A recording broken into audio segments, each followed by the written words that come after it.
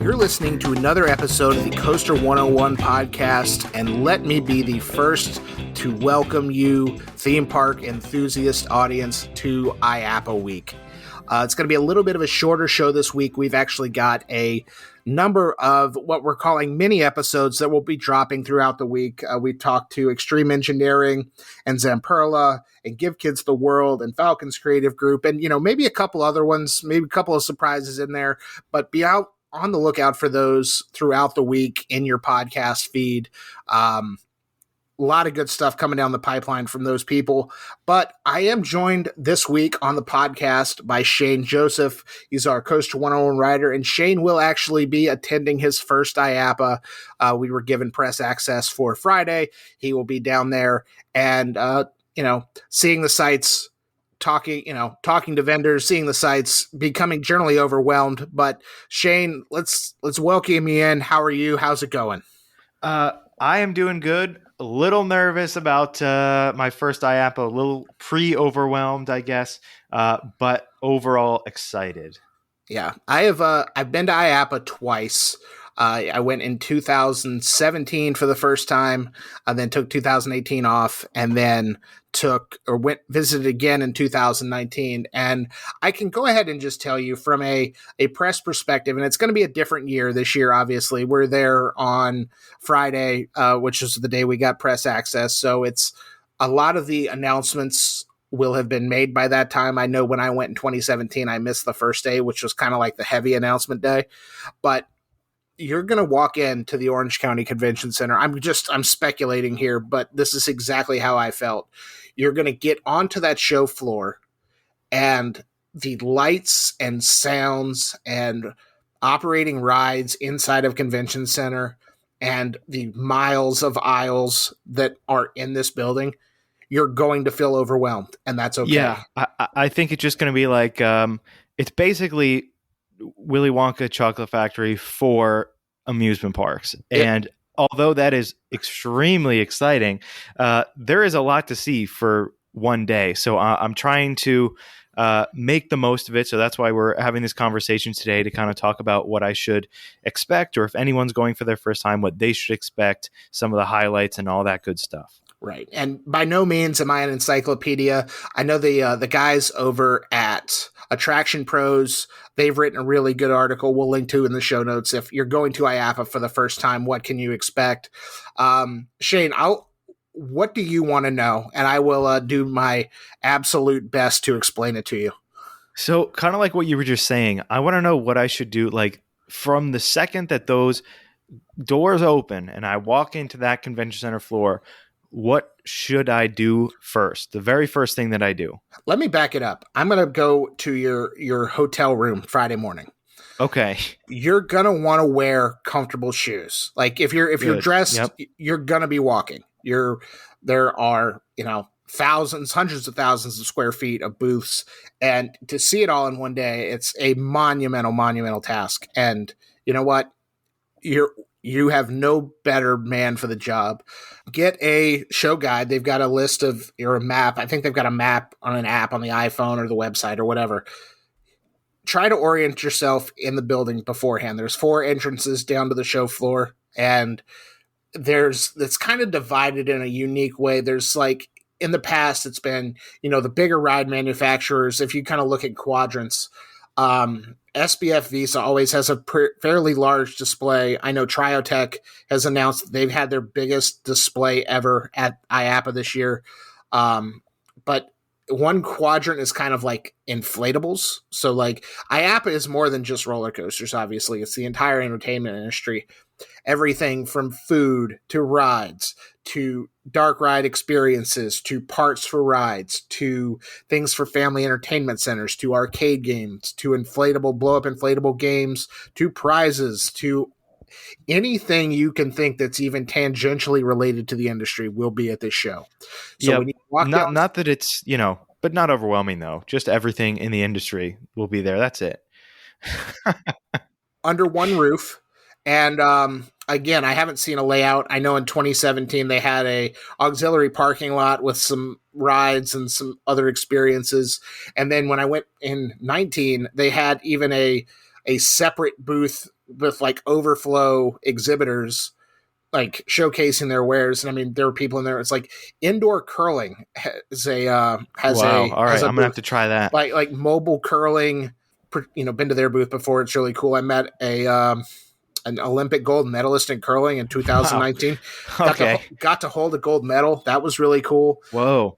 But since you're going for the first time, it helps to have a plan. It helps to be like, hey, these are the people you're going to talk to, and I'll talk to you after the fact of like, hey, go say hello to Adam Sandy at Zamperla or Phil Wilson at Extreme Engineering.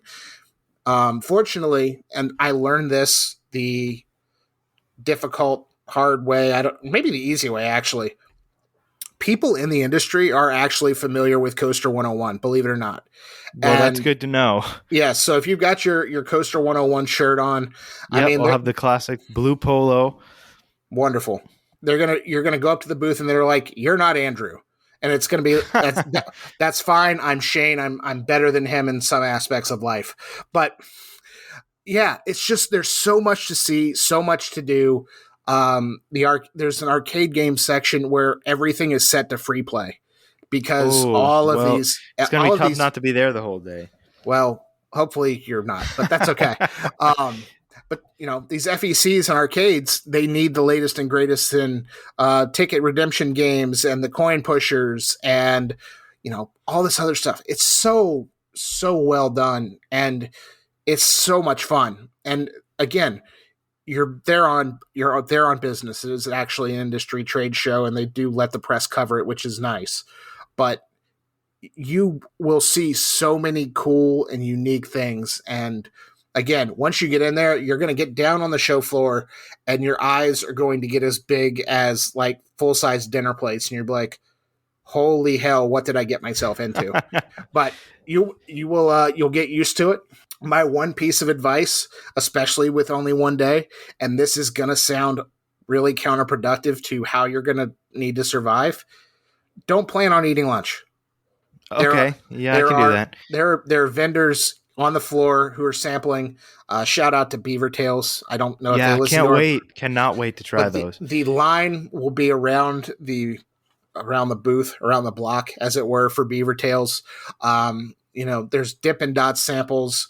There's mini melts, which, depending on who you ask, is like the lower quality Dippin Dots. But I honestly like mini melts better than Dippin Dots. I was going to say, I think they're about equal. Yeah. So they're good. In the past, they've got the mini donut guy or the frozen lemonade. And, if you can, again, you're there to sample and it's meant as a trade show. I'm not saying, the goal there is to go be like you're at Costco and stock up on free samples, but the opportunity certainly is there. That is one thing that I will say as press. I learned my lesson the first year. I stopped in the middle and I had lunch at one of the food court places in the convention center. It was good. But when I went in 2019, I was there on the first day and the press schedule was so hectic. You were going from booth to booth to booth. And I know that process this year has changed with COVID restrictions. I know all the announcements are being made in one booth. But there wasn't time unless you skipped a press announcement that you didn't want to cover. But I remember in 19, I went from RMC's booth where they unveiled the Iron Gwazi train to the Maurer booth where they unveiled the Spike coaster for the Carnival Cruise. And then from there, it was like Premier Rides and Great Coasters International revealing all of these ride trains. And that's something you're going to want to see is all of these, if a company is unveiling a new roller coaster next year, they might have the lead car. Right. I know B&M had the Orion lead car in 2019. Can you sit in the lead car or is it just for display? It's just for display. Okay. So you'll get your chance, Shane. That's the beauty of being a coaster enthusiast is one day, this thing on the show floor, it's a display piece, kind of a carrot to get people into the booth. But it's really cool to see him kind of up close and personal, and you gotta try to keep it professional. You can't like go up to the RMC booth and like give Alan Schilke a hug because you don't know you don't know Alan Schilke like that. But I don't know him. But well, here's a question about professionalism. Yeah, can I go down the inflatable slide? This would be a question for the inflatable slide salespeople. I will say that there are opportunities to test certain attractions in the booth. Like I mentioned earlier, SBF Visa has a very large. I was going to say, what have been your favorite things you've gotten to try in the past? SPF Visa always. I tried the hamster wheel coaster that was on the show floor in 2019, and that ended up at Craig's Cruisers up in Michigan. So if you're a die-hard credit counter, the SBF coaster that's on the show floor will make its way to coaster count, and you can count it as a ridden coaster. Yep. I've seen indoor drop towers. I didn't really do that because sometimes I don't fit in indoor drop towers, but there's the coaster. There are coasters on the floor. If you go outside, there are different. There's axe throwing. There's all sorts of different things. Like, just if they want you to demo it, you'll see other people demoing it, and it will be a right. It'll be a good time. And again, as someone who just kind of geeks out over the industry, it is really good to see kind of how the industry is going to come back post-COVID. I'm sure there are. Yeah. And again, the key here is professionalism. You don't treat it like Costco. You don't go up to the booth and say, hey, let me have all of these free pens and hats. And, sometimes there will be giveaway items and things like that, but you don't go around collecting like you're trick-or-treating. It's just, right. It's a fun time. It's a blast. You're going to walk a lot. You're prepared to walk 6 or 7 miles, even in your limited time on the floor. Great. So, and 2 full days of theme parks before that. So I'm going to be doing great the day after. But yeah, just anything in the industry is at IAAPA. And so speaking of which, I was going to ask, is there a booth there that maybe isn't one of the mainstream ones or isn't something you would think of, but that you thought that it's a really great thing to check out and not to miss? Yeah, I think it's one thing that I will always say, and this is not just because Give Kids the World is a good, a favorite charity of ours. Give Kids the World does have a booth at IAAPA, and they exhibit there. But there are also a lot of charitable events that go on around the expo for that benefit Give Kids the World. I know there's a golf tournament, and there's a 5K race, and the guy from Ripley's Believe It or Not, I think you got that email, his shaving his beard to add to the world's largest hairball. There's stuff like that. There is a little bit younger than I am. I know there's an IAAPA Young Professionals group, and I'm sure, you could network there as kind of a recent grad, and that would be really cool. Outside of like the big players in the industry, you see there are all of these kind of support agencies. And I use the example of our buddies at Devin Olson Media. The last couple of years I went, they had a booth. I don't know if they're exhibiting this year or not, but those guys, they advertise their marketing services and their video services for parks, and they have a lot of really good meetings. But anything here, like you'll see some really cool stuff. Like 2019 was pre-Squishmallow craze. Oh boy, yeah. And I saw a Fury 325 Squishmallow at the IAAPA Expo in 2019. I was like, what is this? Is this going to be some kind of weird prize for Carowinds? Then when we were at Carowinds over the summer, people were buying them all over the place. Yep. They're on eBay as we speak. I looked last night. So it's wild for sure. But yeah, I just, again, go in there, try to center yourself, just be one with IAAPA and one with the show floor. Don't have any expectations for your first year. Just go in there. We've recorded some interviews in advance with some people that you're going to hear throughout the week on our podcast. But the stories that come out of IAAPA, obviously there is a big announcement coming from Ride Entertainment and Gerstlauer. Sally Dark Rides has also announced, they're going to make multiple announcements. And one of them appears to be some sort of pirate themed attraction going into a park or attraction in California. I don't know exactly what it is, but the beauty of IAAPA is by Tuesday or Wednesday, when all these things are announced, it's kind of it breathes signs of, new life into the industry, which that's what I'm most looking forward to. Fans of the industry who cover the industry, it's just so exciting to see all of these new developments and new attractions and new ride models and things like that.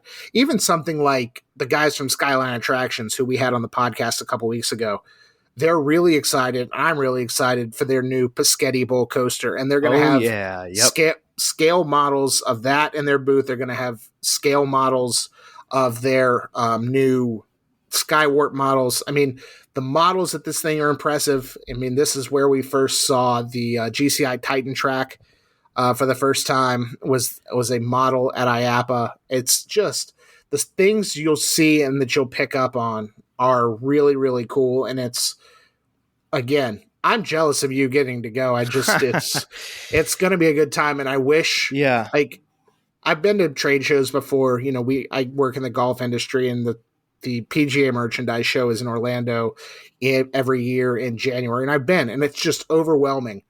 But with for lack of a better term, the bells and whistles and the bright lights of everything in the amusement industry, it's such a fun experience. And I know you're only going to be down there for one day, but it's all about the connections you make. And, you start seeing the same people year after year. And connections I made at IAAPA have, been a catalyst for interviews for our show, for the podcast, for the website, all stuff like that. I mean, it's stuff like that. You see the same people year after year. And if you can become good friends with them, good things happen for you as media and a podcast, for sure. Yes. Yep. So that's how we got these interviews in advance. We've got a reputation that we're not going to leak the news in advance. We're just going to record. We're going to talk about it. We're going to do our best to extend the marketing efforts of these companies. And some of the smaller companies, they really appreciate that, because otherwise, if they debut something, it's like if a tree falls in a forest, if a company makes an announcement and nobody's there to cover it or put it out into the world, did it really make a difference or make a sound? Right. So it's a good time. Obviously, you're going to be down in Orlando for a couple of days. You've got spending some time at SeaWorld and Islands of Adventure, which is going to be a blast. I'm not islands, not this time. Okay. No, I'm going to SeaWorld. I'm going to Icon Park with the Orlando Eye, and then I will be at I almost said Galaxy's Edge. That is where I'm going to be a majority of the day, but I'll be at Hollywood Studios the day before IAAPA. Gotcha. So yeah, it's going to be it'll be a good time. I mean, Icon Park is great. Just walking around that at night is really I'm so cool. excited because we're going to go to Icon Park at night and then dinner at Disney Springs after. So I'm excited for that. You're going to ride the world's tallest skyscraper? Yeah. I think I probably will. It's a good time. It's terrifying, but it's a really good time. Well, I've ridden the one we have at Six Flags New England, as I think it was the tallest. This one I think is about 5 feet taller. So I've had a similar experience before. Still, I'm very excited. Good deal. Any other questions you've got for me in regards to IAAPA? I don't think so. I think that pretty much covered it. I'm excited to put out all the info. Make sure you're following us at Coaster101 on social media. I'm going to be doing some, I'm sure, live videos, but also doing some videos and pictures and vlogs and everything that I can do. I'm going to be using so much content that day. So keep an eye out for that. Yep. So if you're not following us at this point, after 70 plus episodes of our podcast on social media, you need to do so. We're at Coaster101 everywhere you can consume the platform. And again, throughout the week, we're going to have some really good behind the scenes interviews with Extreme Engineering, which will come out later today. We'll have Zamperla. And then throughout the week, we'll have Give Kids the World, Falcon's Creative Group. And we're working on a couple more right now. We're recording this in advance. And the week before a trade show is, as you can imagine, not the easiest, least busy time of a year for a lot of these companies who are, trying to ensure that they have their communication plan in order and all this good stuff. So, we're thrilled to be attending IAAPA. I personally am not as thrilled that I can't make it this year, but I will be back once again in 2022. Next year. Everybody should go from the team. if they'll let us, we'll have to do it. I mean, we'll just, even if it's like 3 or 4 of us, I think we could cover a lot of ground, get a lot of good content, and like I said, extend the marketing efforts. And again, this is an event for the industry, so it's for companies to sell their products to parks and operators and things like that. But to kind of get the news out to the greater general public, not used in a negative sense because we don't do that here. But, the general theme park news following population. I mean, there was one, I remember when I went in 2017, I think that was the year. I picked up a press release in the press room that S&S had acquired the Arrow steeplechase and was going to attempt to bring that back. And we haven't seen it, but it was just I put that right before the show opened. I fired up my laptop. I just typed up the press release and put it out there. And, it did gangbusters. It was really good. So people are excited to see the news. And, fortunately, when you get down there, a lot of the news will have already hit the site, but we will we'll have it covered on Coaster101.com and our social media. So be sure follow Coaster101, Coaster101.com. Anything relevant coming out of there, including that new Gerstlauer Infinity Coaster and where that's going, where this new Sally Dark Ride is going. Just head to the website. We will have the news for you, maybe not as it breaks, but in a timely manner. And pretty soon after. Absolutely. So stay tuned. Keep an eye on your podcast feed for those behind-the-scenes kind of mini episodes and interviews this week. But for that, I'm Andrew, and that's Shane, who will be at IAAPA, and I won't be. Bummer on my part. But thanks for listening, and we will talk to y'all again soon. See ya. Bye, everybody.